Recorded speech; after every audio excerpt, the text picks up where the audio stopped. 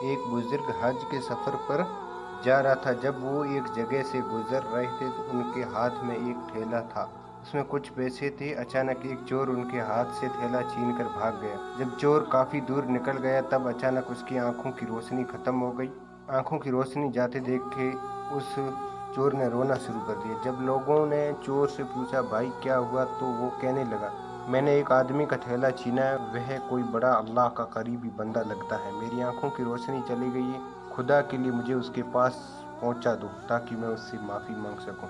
جب لوگوں نے پوچھا کہ یہ قصہ کہاں پیش آیا تو کہنے لگا فلاں نائی کی دکان کے قریب پیش آیا۔ لوگ اس کو اس دکان پر لے گئے اور نائی سے پوچھا کہ اس طرح کا کوئی آدمی یہاں سے گزرا ہے، آپ اسے جانتے ہو؟ اس نے کہا مجھے اس کا گھر تو پتہ نہیں، ہاں مگر نماز کے لیے وہ آتے جاتے رہتے ہیں، اگلی نماز کے لیے پھر آئیں گے۔ یہ لوگ انتظار میں بیٹھ گئے۔ وہ بزرگ اپنے وقت پر تشریف لائے۔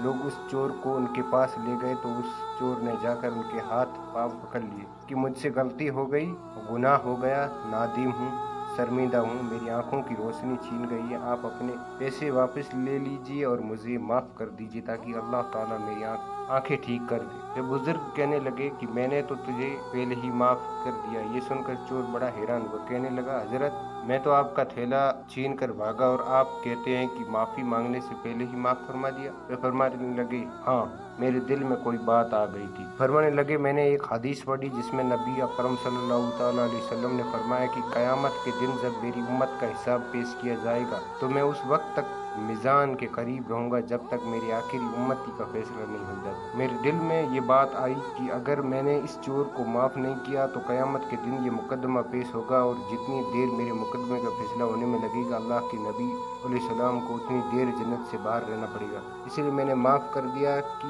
نہ تو مقدمہ پیش ہوگا اور نہ ہی میرے محبوب کو جنت میں جانے کی دیر لگے گی، وہ جلد جنت میں تشریف لے جائیں گے۔